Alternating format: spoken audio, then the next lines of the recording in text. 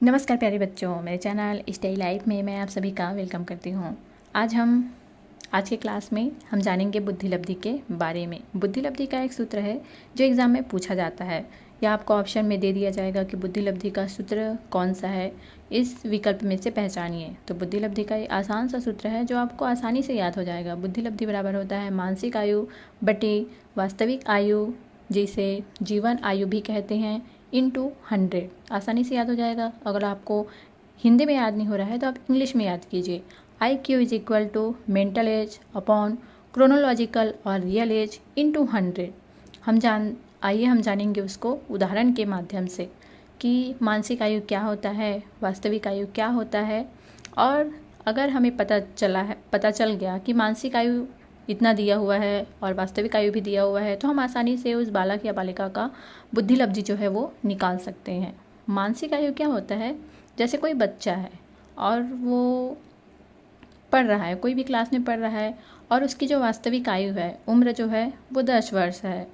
लेकिन ज़रूरी नहीं है कि उसकी मानसिक आयु भी 10 वर्ष ही होगी। हो सकता है वो उससे कम हो या हो सकता है उससे ज़्यादा हो, क्योंकि कई बच्चे जो हैं उनकी सोचने समझने की क्षमता बहुत अच्छी होती है और कुछ की थोड़ी सी कम होती है, तो हो सकता है उनका मानसिक आयु जो है वो कम हो। तो आइए इसे हम उदाहरण के द्वारा जानते हैं। उदाहरण है, एक बालक की मानसिक आयु 10 वर्ष है और जीवन या वास्तविक आयु 8 वर्ष है, तो उसकी बुद्धि लब्धि 125 होगी। कैसे होगी? एक बच्चा है और उसकी जो मानसिक आयु है, सोचने समझने की जो आयु है वो 10 वर्ष है और उसकी वास्तविक आयु कितनी है? 8 वर्ष है। तो आइए मान रखते हैं। 125 को अभी आपको नहीं देखना है, अभी आपको सिर्फ मान रखना है। मान हमें कहाँ रखना है? ऊपर वाले सूत्र में, बुद्धि लब्धि बराबर मानसिक आयु बटे जीवन या वास्तविक आयु इंटू 100। तो मानसिक आयु कितना दिया हुआ है? 10 वर्ष दिया हुआ है और वास्तविक आयु दिया हुआ है 8। इंटू करेंगे हम लोग 100। अब जो कट रहा है उसको काटना है। कैसे काटना है? ये देखिए, यहाँ पे दिख रहा है आपको 10 दिख रहा है, 10/8 दिख रहा है, तो दोनों 2 के टेबल में आता है।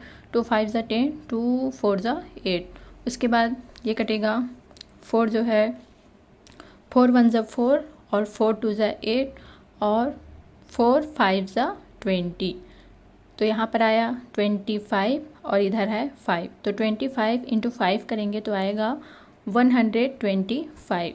तो ये आ गया आपका बुद्धि लब्धि 125। तो ऐसे ही आप अपने मन से भी प्रश्न बनाकर देखिए। मानसिक आयु कुछ भी मान लीजिए, वास्तविक आयु भी कुछ भी मान लीजिए और उसको 100 से मल्टीप्लाई कीजिए। अब जो कट रहा है उसको काटिए, फिर आपको बुद्धि लब्धि पता चल जाएगा। तो ऐसे प्रश्न जो हैं वो प्री BEd, प्री DLEd और CTET एग्ज़ाम में पूछे ही जाते हैं। तो ऐसे प्रश्न को आसानी से हल किया जा सकता है। धन्यवाद।